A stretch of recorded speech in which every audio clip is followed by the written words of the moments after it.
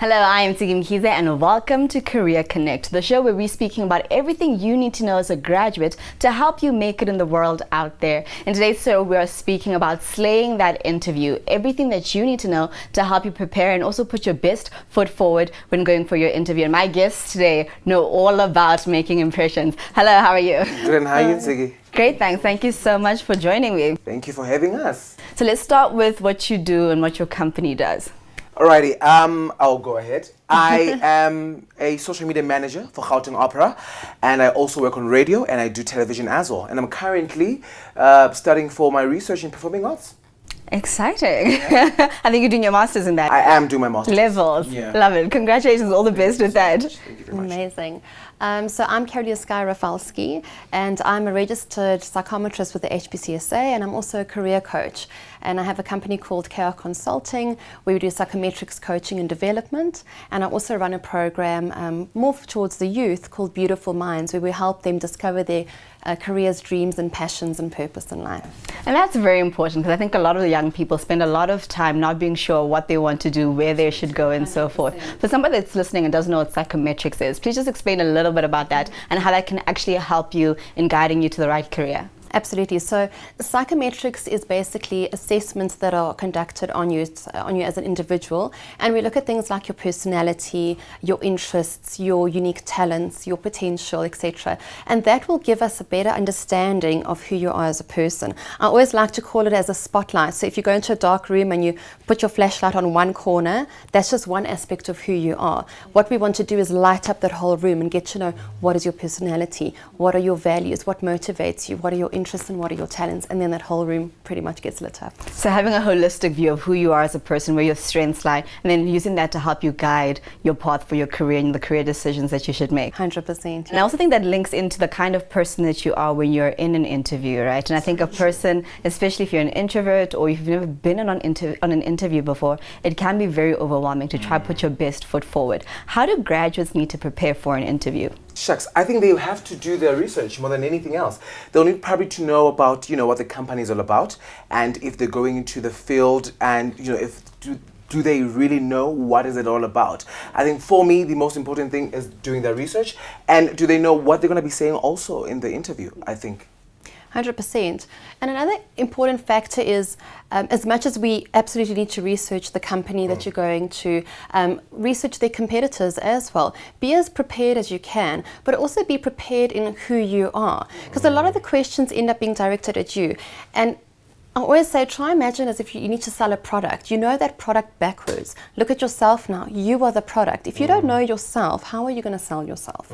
And this is again where we come in with the career coaching and the psychometrics. We want to give people those tools to really understand who they are, so they can go out and go, yes, I'm an introvert, but these are my further qualities, and that's how I can counteract. That's very true. If I can add on that as well, it's sort of a doing an audition. For me, it's like being in an audition for anything. It could be on television, it could be on radio. You need to showcase yourself. You need to show them who you are, your persona as well. I think very important. And that's not about being loud. It's about being able to put your strengths forward and letting people know who you are. How do you bring that across? How do you sit down and prepare a speech? Do you create an elevator pitch? Do you have cue cards to say, okay, this is exactly what I need to remember and tell my interviewers? What are the key things you need to highlight about yourself? Because I'm sure if you're the first person or the 50th person on that day that the company has been speaking to, you want those key things to stand out. So how do you sit down and really highlight what you want to come across in the interview? Well, I think importantly is however it is that you can remember those factors about yourself. So if you need to write them down in essay format, go for it. If you don't need to write things down at all, don't. The important thing is that you do know the important things about yourself. So you need to be able to answer certain questions. I often run interviews for various clients of mine, and the simplest of questions are the ones that people don't know how to answer. What motivates you? Tell me a little bit about yourself. You don't want that. So have those questions prepared and answer them beforehand for yourself. key points are fine because it's about you. So you know yourself. As long as you have those key points written down and you've read through them beforehand, nothing's a surprise. You're walking into that interview and you're not surprised by any of the questions.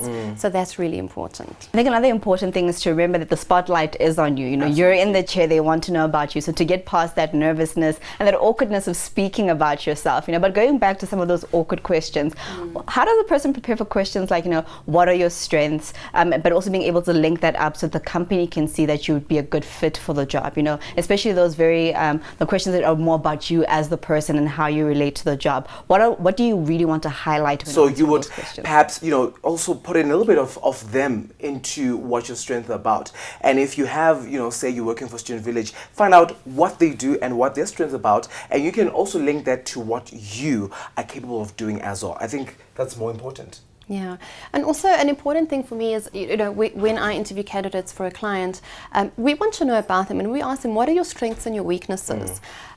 We want the person to be as authentic as possible. So don't hide anything and go, oh no, I'm totally amazing, I've got no weaknesses. We all have weaknesses. So if you can actually stand up to and go, you know what, these are my strengths, but these are my weaknesses. I am currently working on them, I am aware of them, and this is my goal too and how I'm going to work through them. You are showing a very high EQ, which means a very good understanding of yourself and how you are selling yourself, how people read you, and how you communicate yourself. And that's an important thing. So try and be as authentic as possible with highlighting the best parts about yourself, but also showing that you do have an understanding of who you are and you're in the process of growth. We all are. You can be 25 or you can be 65. We are still growing and becoming better people daily. That's very true. And you mentioned that you do a lot of interviews for your clients. What are some of the biggest mistakes people make in an interview? Well, honestly, like I said, the main questions, the simplest questions are the ones that they do wrong.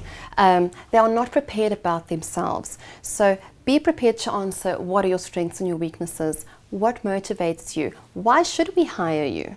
You know these points about yourself, and then also highlight the best portions of yourself. So if you've done your research about that company and you know that, for example, they're a creative agency and they're going out there and doing latest activations, surprise your interview and go, you know what, I know the competitors did X, Y, Z, but I quite like how you guys counteracted that. Or just bring something like that in a conversational style and not, you don't want to throw it out there too much. But it's within the conversation, it does come out. So those types of things are important, in my opinion. And how do you do something to make yourself memorable to the client so that they actually remember you? And, when they're looking through the entire file and reflecting back on everybody that they've interviewed, something about you just stands out. Yeah. Shucks, you need to actually sell yourself. You have to put in everything that is yourself. I think with myself, especially if I would say perhaps I'm working for a company that is probably looking for me or looking for someone that works administratively or whatever the case may be, I think then you need to put in a little bit of yourself. In as much as a lot of people think corporate is all about being serious, wearing heels, looking fantastic, but also, throw in a little bit of yourself. I've got hair, I've got lovely hair, you know what I mean? I've got a great style of dressing up. Yeah. Throw it in there and, they'll love you. I think you would put it, have a statement, put in a statement of yourself.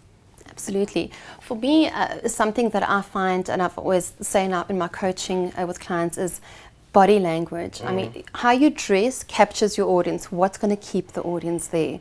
So in an interview, it's so important, body language. And I always say, get the eye contact going, walk in confidently, stick your hand out, shake the hand, go, hi, my name's Carolina. It's so lovely to meet you. And a firm handshake at that. Yes. Firm handshake and the eye contact. And let me tell you, 90% of the time, that person's going to feel so important because you looked them in the eye, you shook their hand and you went, it's so nice to meet you, or so nice to see you. And that's it, you've got them.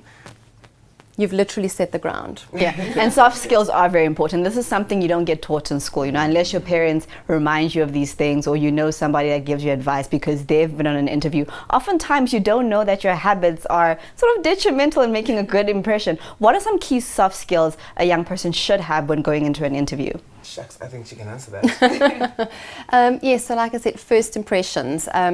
Shoulders back, stand tall, look people in the eye, speak confidently, when you're nervous, don't overspeak. Silence is golden. Sometimes it's okay to be quiet. That's it. And those gentle pauses kind of give you a moment to reflect, and also the interviewer or the other person can go, okay, you know what?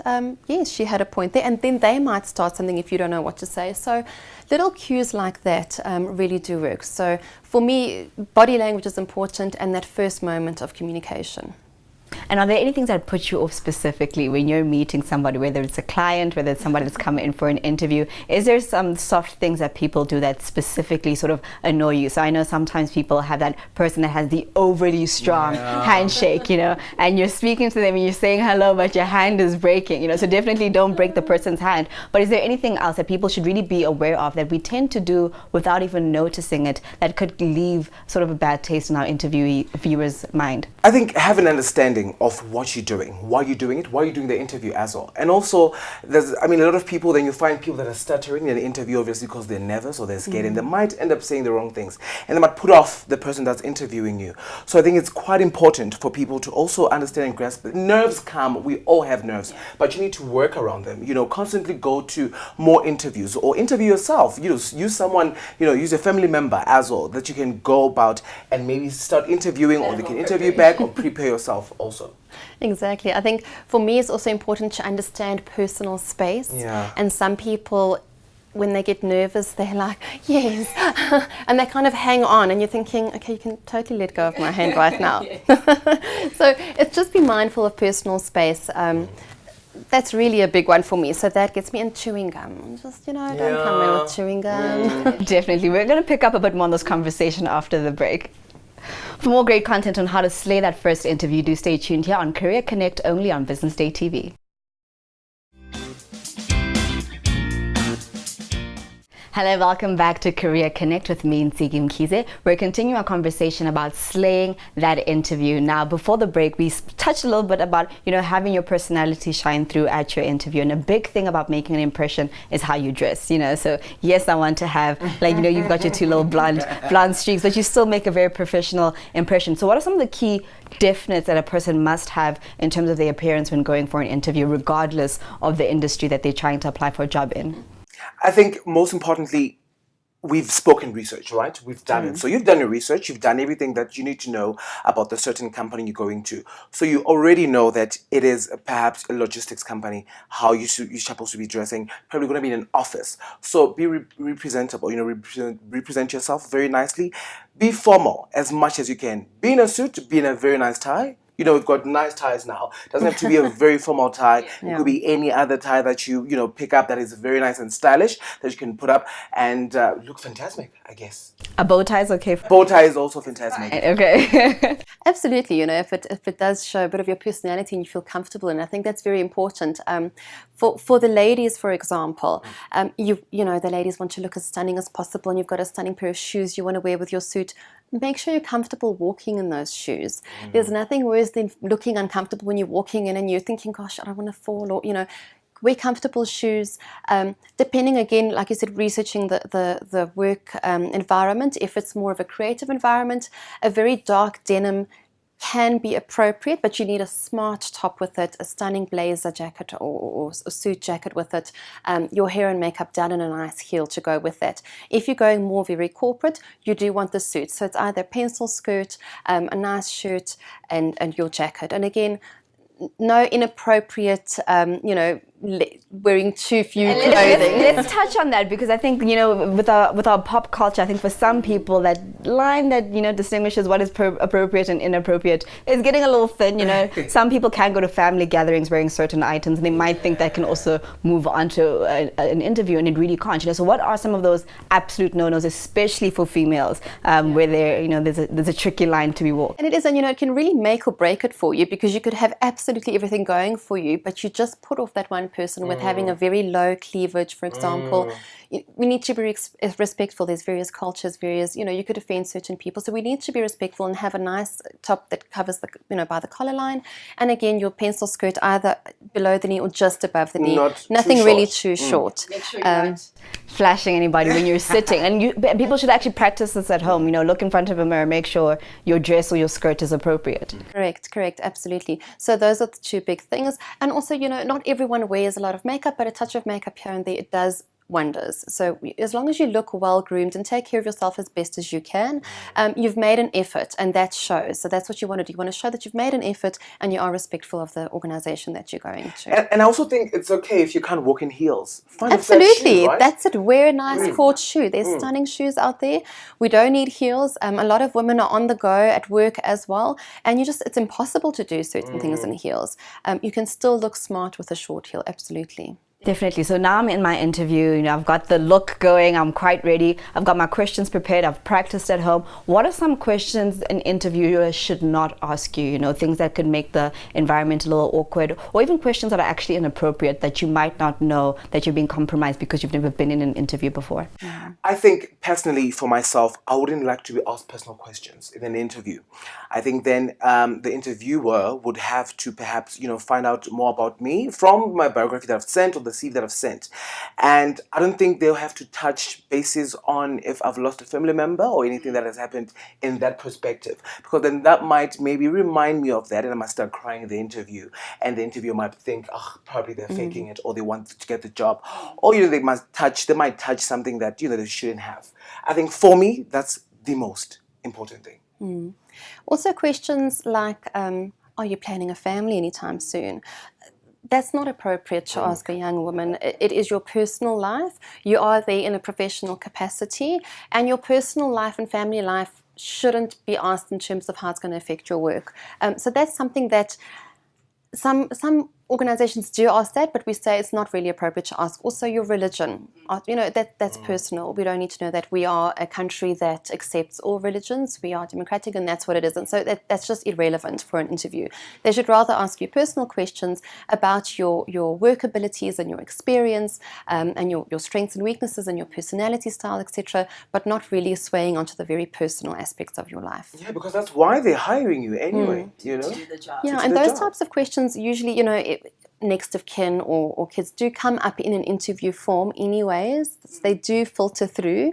But on a one-on-one, I find, it's not something that we ask because you don't really want to intimidate the person and make them feel like, what, I might not get the job if I say I am planning, to have a child one day. Yeah, you can find out that when you're having lunch, when you've already got the job and you're having lunch in the canteen. Like, oh, by the way, I've got a little one on the way.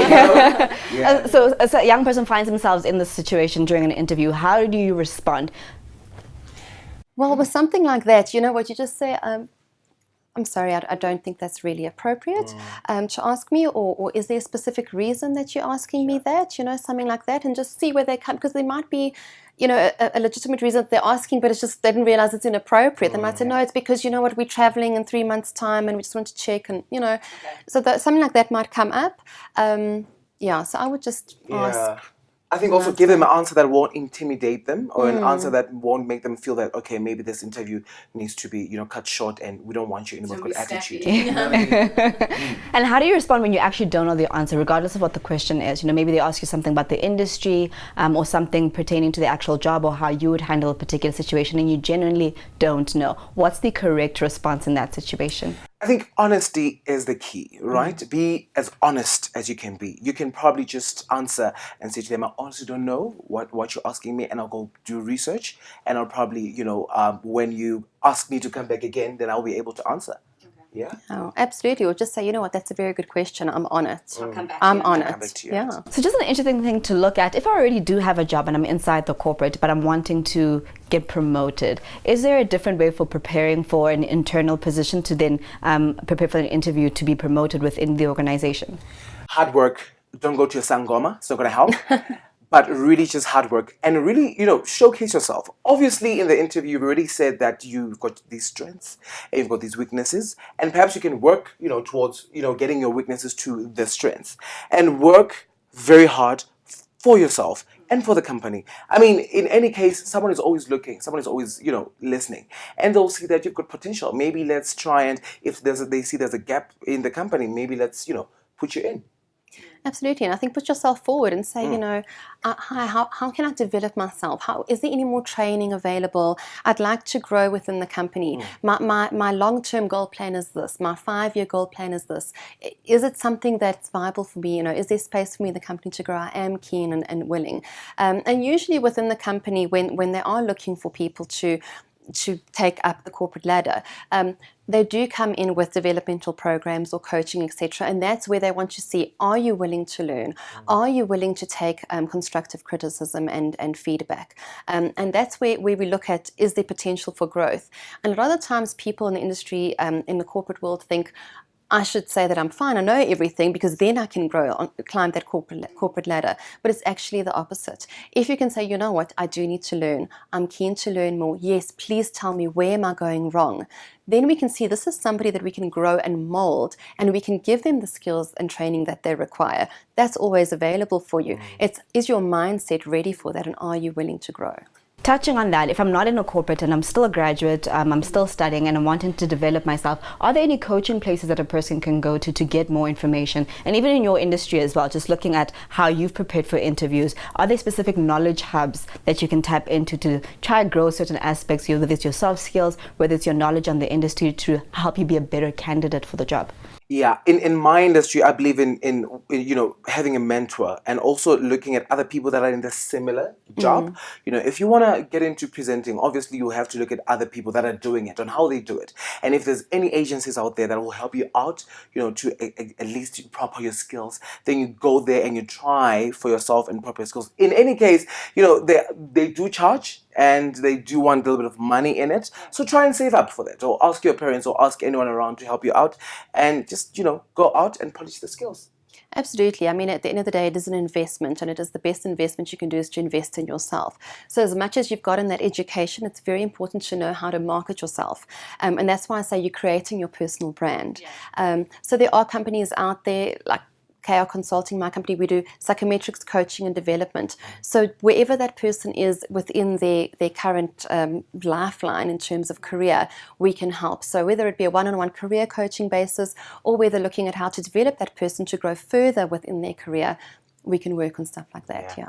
But you do want a professional. I must just say, you want a professional. You want someone that's registered with the Health Professions Council of South Africa, and also that they have the right certifications, etc. Because unfortunately, in any industry, there are a lot of people out there that just, you know, do a 1-week course and they're going to coach you in your career. Or something. Yeah, be careful. You want to find someone that has the knowledge, the expertise. Yes, find someone reputable. And also aligned to your industry as well, so that they can give you the relevant sort of advice for that. In your experience, have you ever been in an interview, you walked out and you're like, I nailed it? And what are the things that, you know, what is the vibe that you get that lets you know you've nailed the interview? Shucks. You see the smile on the person that's interviewing you, obviously, and you think, I've got this one. Or you've answered all the questions correctly, and you saw that in actual fact, I have it. Yeah? I think so. I think, you know what, as much as we look for those external cues, let's not forget about that inner voice inside, and your intuition often tells you and does point you in the right direction. And I always say, listen to that inner voice. If that inner voice is telling you, you know what, you're on the right track, you're getting there, that's what I listen to. That's what I look for. Yeah. Before we go, how do people get a hold of you? I'm on social media at Bongani_drama. That's where everyone can find me on Facebook, on Twitter, and on Instagram as well. Perfect. Yeah.